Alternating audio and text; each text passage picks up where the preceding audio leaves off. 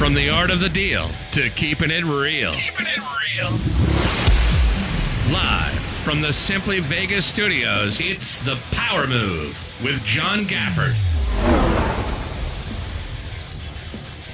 Oh my God, we're back again after the long hiatus of, I mean, I'm sure, look, some of you guys probably thought you were never going to see us again. I mean, I felt like somebody wasn't going to see me again for a while. Honestly, well, let's face it. Some people probably hope that they'll never see us again. It's just kind of what they're going to do. Then I come back with this killer turtleneck. I know. Yeah, no one has complimented me today. You come. I was going to say, you look like Archer. He does look like Archer. Well, welcome to the Power Move. My name is John Gafford. I am your host. To my left, as always, Colt Scrotum Neck. No, I'm just kidding. You're going coming in COVID. No, coming in hot. Amidan. Floor. What is it? What's the COVID and the flu? No, COVID? I don't know. Who knows what it is? We're going to get into that because you had all of it apparently while we were gone. Typhoid Gary. And as always, Chris Connell, Esquire, Counselor, how are you? How are you guys doing? Good. So, I mean, obviously, we've been gone now for what seems like forever because it was like, hey, let's, the holidays are here. Let's wisely spend time with the family. And we're just going to take a little break through the holidays. And then... Bad move, spending time with family. Well, maybe your family, maybe your family comes on, but then of course the plague hits and wipes literally everybody out. I was lucky enough so far, knock on wood, to not get the plague. I know, Counselor, you've not gotten it either at this point. Not that I'm aware of. Not that you're aware of. But then there was Colt. Let's be nice, guys. Then there's Colt. So Colt, you got the flu and the vid at the same time. The flu-rona. Flu-rona, that's Clovid. My flu-rona, the Clovid. Are we going flu-rona or the Clovid? I tell you what, I knew it wasn't good when I had a migraine for 2 days straight. And then I woke up the next day and I'm like shivering and fevering. It was bad. And then I went to the urgent care and they tested everybody and said, go home. Yeah. And they wouldn't let me go home. And I thought, okay, what's going on? Are you safer in the urgent care? I mean, with a vet at home, where are you safer? For sure, urgent care. Yeah. At least they talked to me. My wife was so pissed off at me. We had such a because we're out of town, right? I'm out of town. I'm stuck up in Utah. Right. It's beautiful, snowing. It's beautiful looking, but we got quarantined up there, and she was not happy at all with me. Like I did it on purpose. Is she gonna be mad that you actually got it from your next door neighbor? Well, no, if it was chlamydia, she'd be mad about that. That's how it go. But no, I kept sending me text messages like, Yvette's mad at me because I'm threw up too loud. Middle of the night, she yelled at me. I'm sitting there with a migraine thrown up, ready, like damn near in tears. Like it was bad. I mean, the consideration, have some consideration. Yeah, for your it family. hit me bad for 5 days of really bad. And my business partner Scott also probably should have been in a hospital. But my wife's like mad that I'm throwing up and crying at the same time in a fetal thing. Can we talk about Scott for a minute? Because I think Scott is a cautionary tale of this. Okay, listen. If you've not had the vid, if you haven't had the vid, do some research as to what you need to know as far as going on with the vid when you get it, like your oxygen levels and those sorts of things. Because here's Scott, as sick as he can be. I mean, down and out, like hard down and out. And Gidget is like, what's your oxygen? He's like, I don't know. How do you figure that out? Pulse oximeter. It's like, what's that? I don't know. Look, here's the deal. Spend the $10, get the pulse thing. I got one in my flight bag. Yeah, okay, there you go. So as a pilot, you have to know. Is that a pilot flex? Recreational pilots. When you get carbon dioxide poisoning, right? Yeah, you gotta know. You want it, and one way to kind of find out is you have a pulse oximeter in your flight bag. Smart. No, but I think part of it was Scott just had no idea about anything. And he lives by himself. Yeah. He doesn't have it. Oh gosh. No, Gidget was going to send out the troops after him. No, if you haven't had COVID, look, you need to get this little thing. It's called a pulsometer. It tells you how much oxygen you have. If you get below, what is it? They said 89 or 88. I think you're dead by that point. Oh no, 88. No, I think 88 is the 89 is the number. I was 89, 90. Yeah, they say 88. I think is the number to go to the hospital. Okay. Yeah, but spend the $10 now and get this. If you haven't gotten this, you're probably going to get it. So better safe than sorry. Don't get caught. He didn't know anything about the Regeneron treatment, which we got that done right away. He didn't know anything about anything. I mean. He was 88 oxygen. Yeah, I know, dude. He was bad. He was really bad living by himself, right? No clue about anything. Like, well, what should I do? I mean, do I just tough it out? No, dude, you go get a Z-Pack. There's things you got to do here. So let me ask you a question now. I don't want to get into, a bunch of people talking about science that don't understand how this works, but why, what's with the Z-Pack? We were talking about getting antibacterial kind of. Dude, I don't know. I don't understand that. They gave me the Z-Pack. I think it was throw the kitchen sink at. I think it's just throw the kitchen sink at it. I think that was the extent of it, just throw the kitchen sink and be done with it. Yeah, let me tell you this. Everybody can downplay COVID, and yes, what your political views will make you have a thought process on it, right? Like, I'm fully vaccinated. I have not stopped my life maybe for 4 days of quarantine. So I've been working, traveling through this pandemic, been around people. I've yet to get it. Okay. I got it. It freaking was miserable. Yeah. And you might be lucky. My son had it. It was a bad head cold. My mom and dad have it right now. They wouldn't even know they have it, right? It hits you differently, so you got to be prepared just in case it does hit you like well, dude, I got to tell you, something that I hope goes away, but I don't think it will, because I think after COVID, it'll just be something else. It is alarming to me on both sides of this issue how many people have attached their personal identity to their their personal thoughts about a virus. Well, yeah, that's just tribalism at its most contemporaneous. But everybody does it for everything. There's so many times issues will come up, and you go, "Why do you even have an opinion?"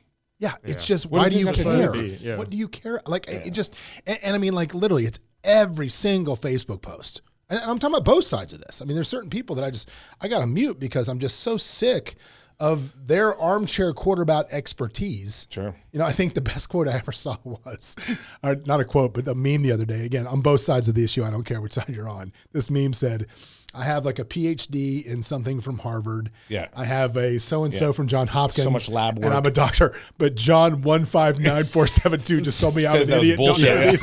Yeah. John 124 said that was bullshit. Who's got a profile picture with him and a fish. Just told me I'm completely full of shit. I still know, but it is absurd that people. But that's the thing about Dunning-Kruger. We have we love the Dunning-Kruger. We need the Dunning-Kruger chime in. We do. But it does. It gives people a false sense of understanding, right? They go, I did my own research. You go, no.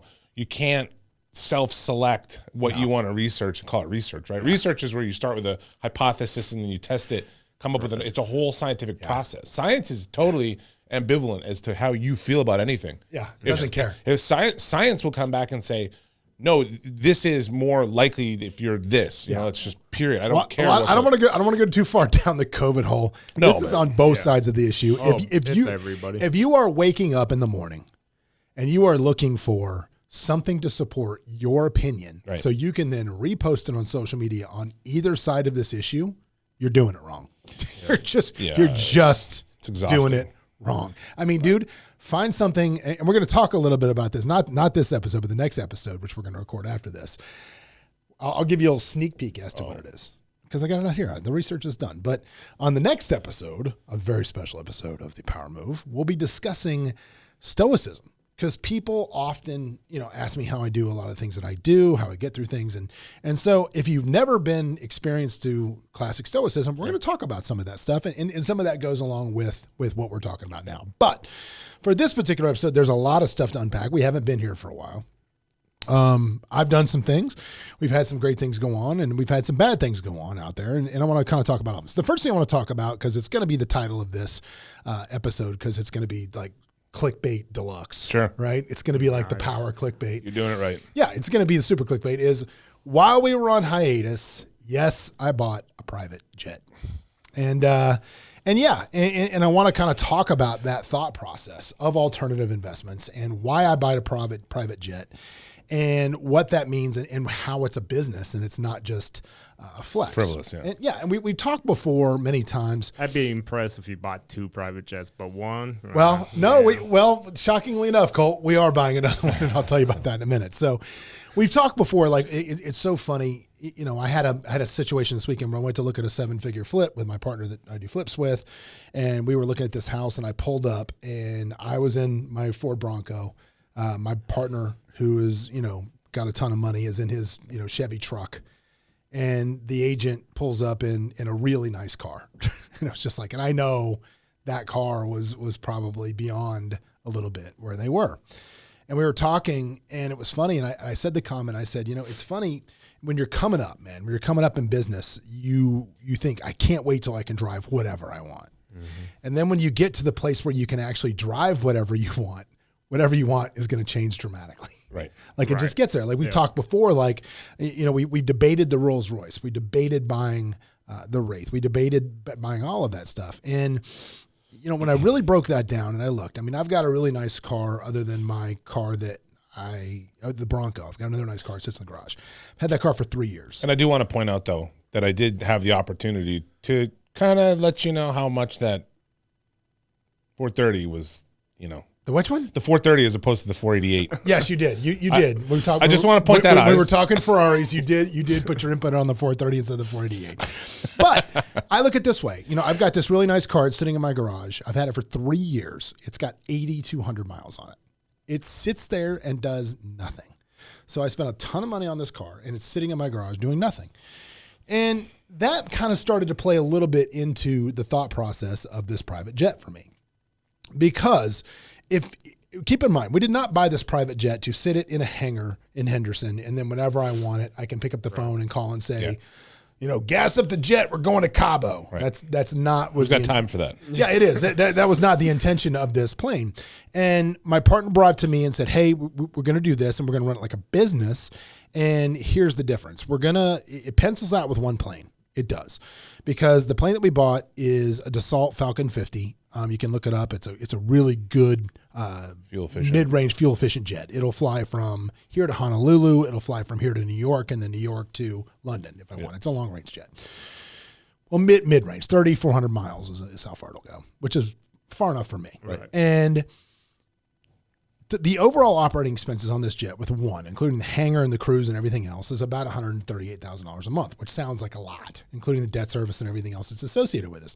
But when you look at the cost to operate the airplane in the air, all included, everything is about $2,500. And the going rate for that plane to be leased is $6,000 an hour.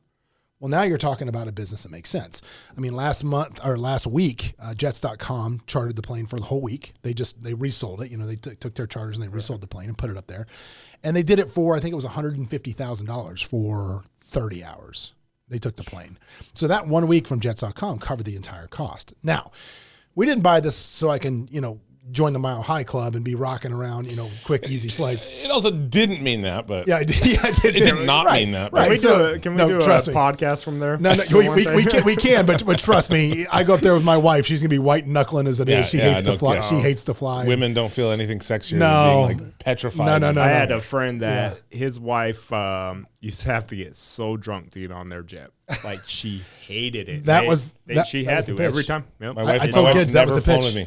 I said, no, babe. I said, we're going to have booze on the plane, whatever you want. You can get whatever you want. She had to. My wife will never get in the plane with me. She'll get in this plane. No, that I'm flying. That you're flying. No, I would. Okay, let's be honest. I wouldn't get in that plane either. I'm not getting in that plane. Would you get a plane that I'm flying? It doesn't matter. It doesn't. One of us has a license. No, even if I got a license, I wouldn't get a plane that I was operating. I'd get in a plane with you. No, I don't. Sure. I'll barely get in a car with me. Just to fly a plane. No thanks. But no. So the thing with the planes is, if you do it at scale, which we're going to try to do, we're going to buy another plane and then another plane after that. Same type of planes. Everything gets compressed because with one plane, you still have the hangar expense. You still have the two pilot expense. You have all of these things. But when you get multiple planes that are always out moving and out chartered, now you need one hangar for 3 planes. You don't need more hangars because the planes are gone. They're always out and running. Right. So by the time this is all said and done, you look at the capital investment that it was. The monthly return on the jet is better than commercial real estate. It's better than, multifamily real estate. It's like an Airbnb. It is. It's an Airbnb is essentially what it is. Now, granted, it's a depreciating asset, not an appreciating asset, but the planes we're buying are good for probably another 20 years, which is fine. Yeah. But the returns are so much higher on the jet that I don't even care that it's a depreciating asset. If you do it right. And the other thing, and just because it's a depreciating asset doesn't mean it's actually depreciating at the rate people think it is, right? Well, no. When you go look at old airplanes, and I have, because this is a decent thing. I've looked at Bonanzas. I've looked at personal aircraft. I belong to a flight club, so I can just go use any of their planes and pay for the hourly. Chris. First rule of Flight Club, you don't talk about Flight Club. Oh, yeah, Flight Club. I'm sorry. I'm talking about Flight Club. First rule. No, but you look at airplanes because they're a vehicle, right? And Yeah. you look at the cost of them, airplanes can be 50 years old. If they're properly serviced, there's very little about the fuselage that goes bad. Well, that's, when you buy a plane that's 20 years old. I mean, the first Falcon that we bought, I think it's a 94. The only thing on this plane that's from 1994 is the fuselage. That's it. Because your jets get, you buy and service the engines. Yeah, the engines, the landing gear, the frame will fly. You can find old flames from World War II that are fine. Yeah. So, the interior has been redone, all of those things. So as we continue to buy more of these things and then compress them into our own little mini airline, because the costs go down, the return on these is going to be great, unbelievable.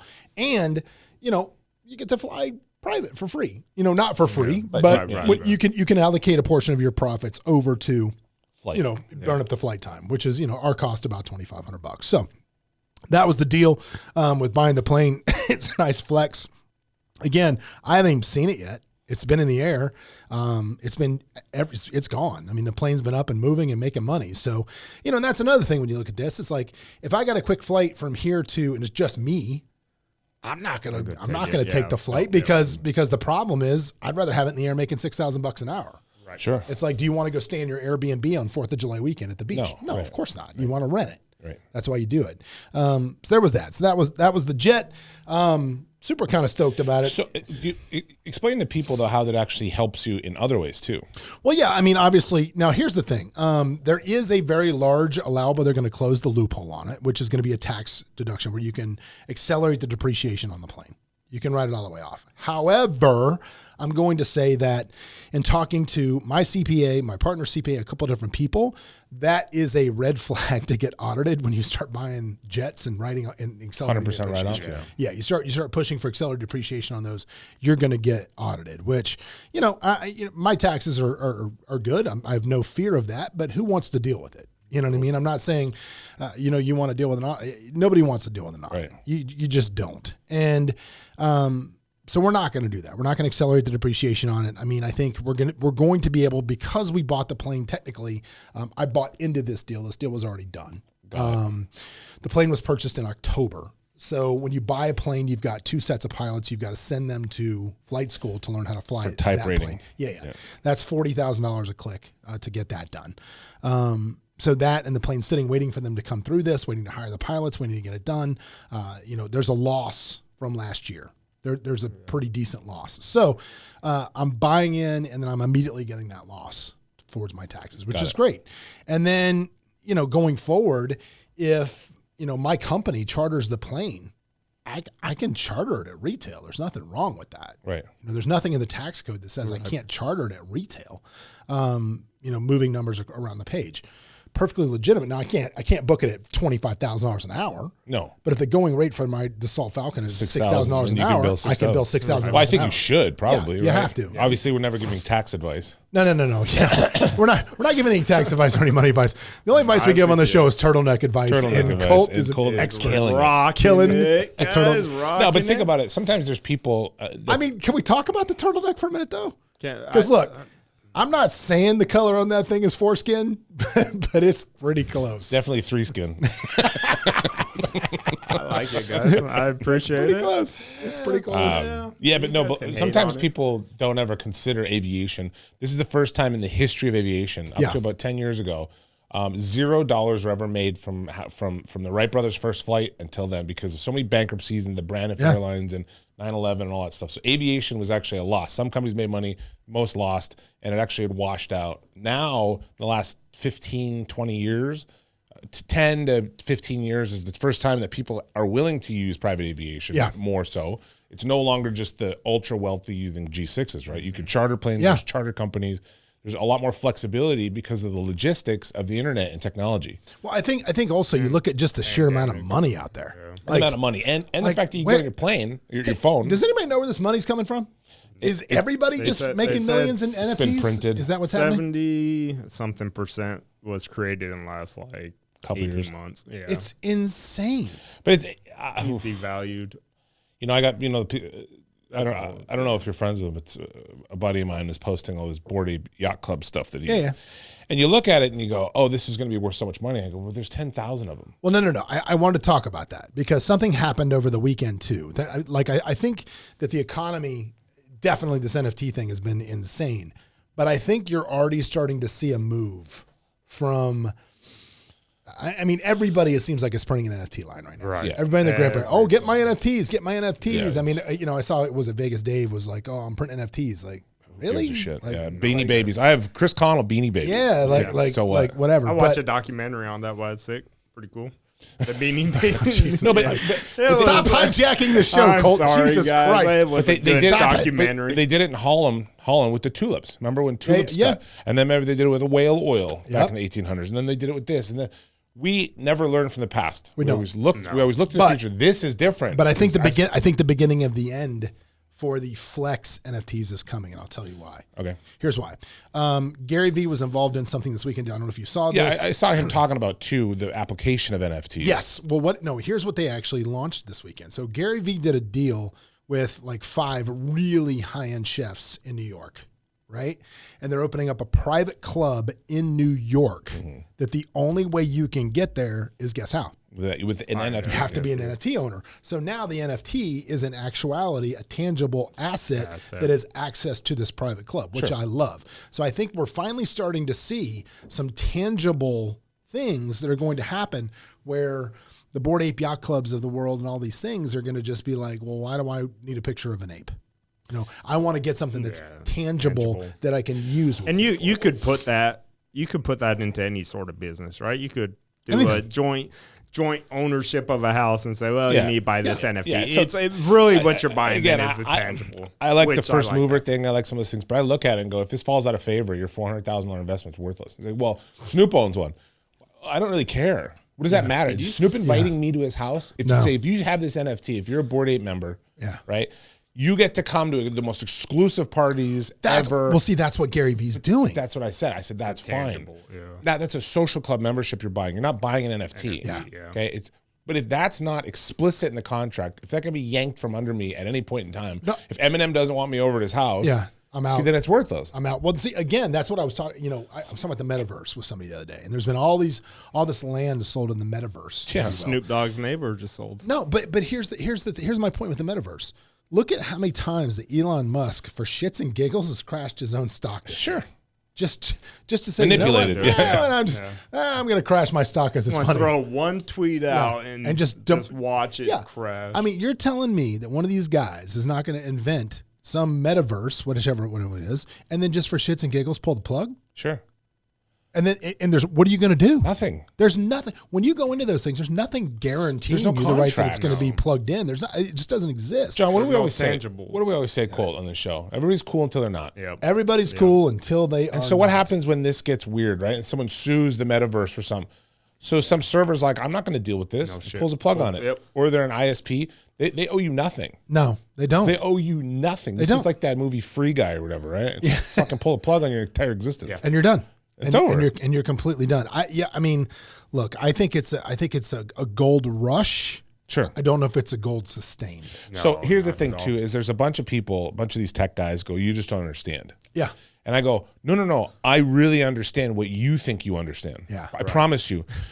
Yeah. But I've seen this go in many different ways, not just years of investing and reading books about traditional investments of assets. I understand the value of licensing, the value of intellectual property. I understand that servers just don't usually get the plug pulled. But things can sour in a second. Look at MySpace.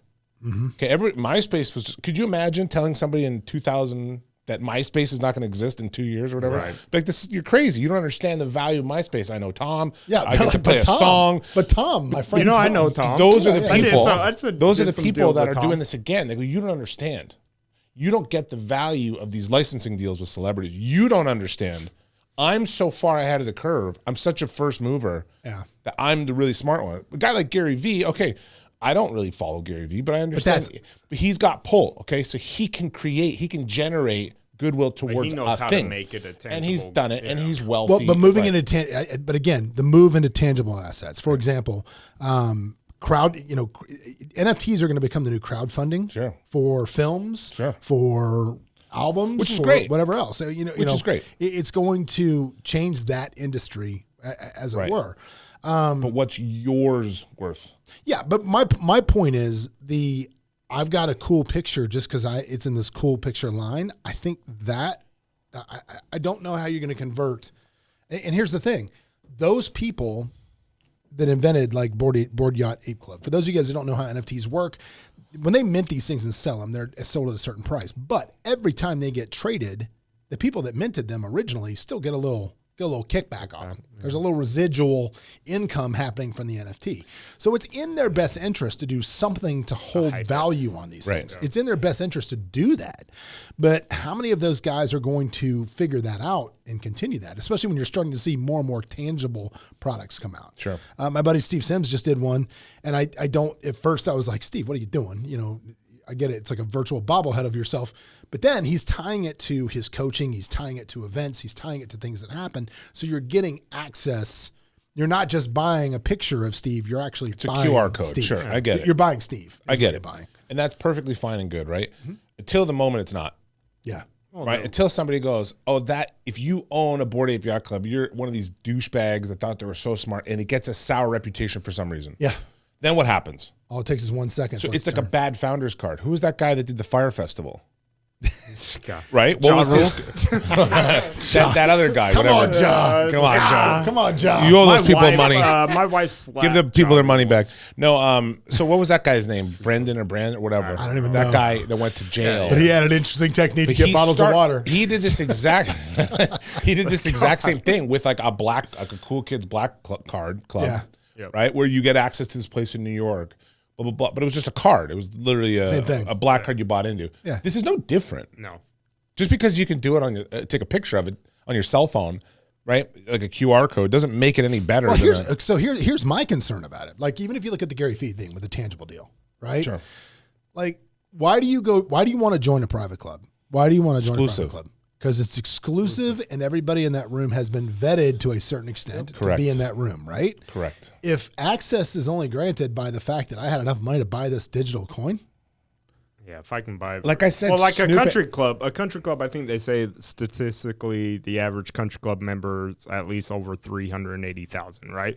So, you know, that's a monthly occurrence big fee. Yeah. Where buying an NFT, anybody can go. It's just like a watch. Anybody can go drop 8,000 on a watch eventually. One time, one time. Now, if they have to do that yearly, monthly, then it's a different thing. But you know, like Chris said, my thing was always I comprehend it. I don't comprehend it. I comprehend what you're telling me. Comprehend it. I don't comprehend where you see this exit plan. The exit plan, in my opinion, is a pump and dump type of deal. Sure. You know, like at least my one stock of win, I still have win. One share, don't care, baby. Yeah. One share, don't care. But you know, at least there's tangible, right? Like other than that, there was a cigar club in town that gave a beautiful metal VIP thing to the people that were there a lot. I had one. Then one day it's like, those are worthless anymore. We don't do it.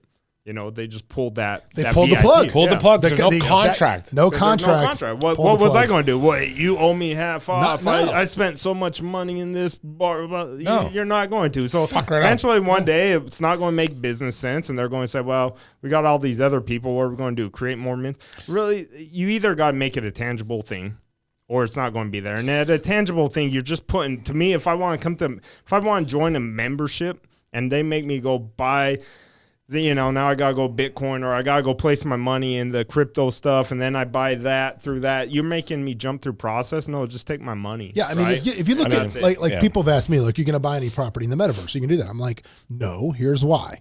Because, again, somebody could pull the plug on it, go out of favor, whatever. If I buy dirt, if I buy a dirt lot, I can go to that dirt lot, I can get out of my car, I can run my fingers through it, I can stand on it, I can be there.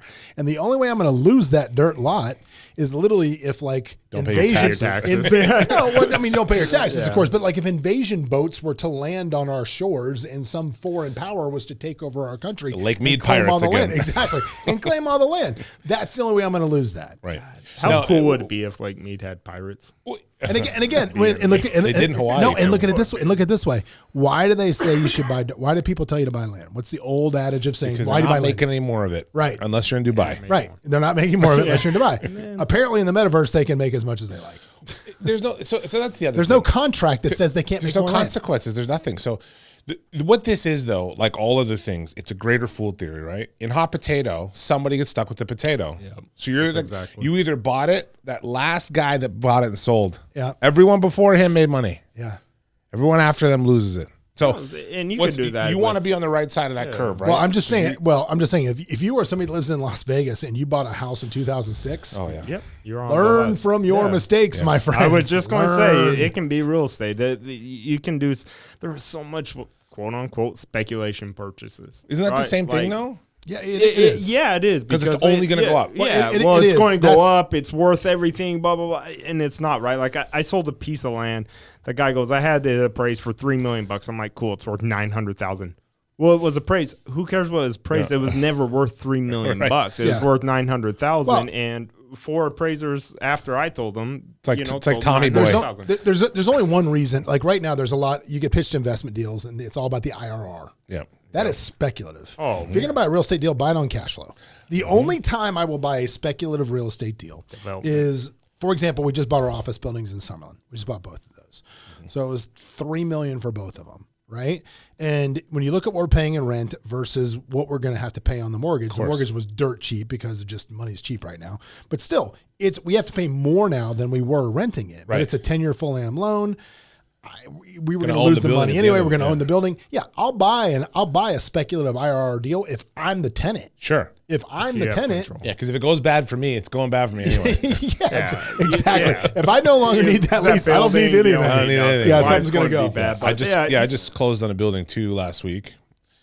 Use Clear Title. Hey, use Clear Title for all your title needs. They are very efficient service. They very are. But yeah, no, because for the exact same reason, right? Yeah. I know what I'm paying in rent. I'd rather pay it to myself. Yep. Tangible benefits, right? I can walk in there now and I go, nothing gets me out of this place. Yeah. This is mine. I can do whatever I want with it. I don't need to talk to the landlord. I don't need to, get permission to use the boardroom if somebody else is in the building. If you wanted to open up all turtleneck shop, I would do it there. Could you do that there? I would. I'm going to do it there. All turtlenecks. I misspoke. Not only would I do that, I am doing it there. And I have something to announce, gentlemen. Congratulations. Chris's foreskin. Three skin turtlenecks. All right, well, I am proud of this turtleneck. Let's take a break and we'll come back and we'll divest more into Colt's turtleneck. I also, when we get back, I want to talk about, obviously we lost some greats, Bob Saget, Betty White. I want to talk about something that Joe Rogan said about Michelle Obama. I want to talk about something that was complete horse shit that I saw Grant Cardone do. And all more. So we'll be back in just a second. Bob Saget. Hey, it's John Gafford. If you want to catch up more and see what we're doing, you can always go to thejohngafford.com. where we'll share any links that things we talked about on the show, as well as links to the YouTube where you can watch us live. And if you want to catch up with me on Instagram, you can always follow me at @thejohngafford. I'm here. Give me a shout.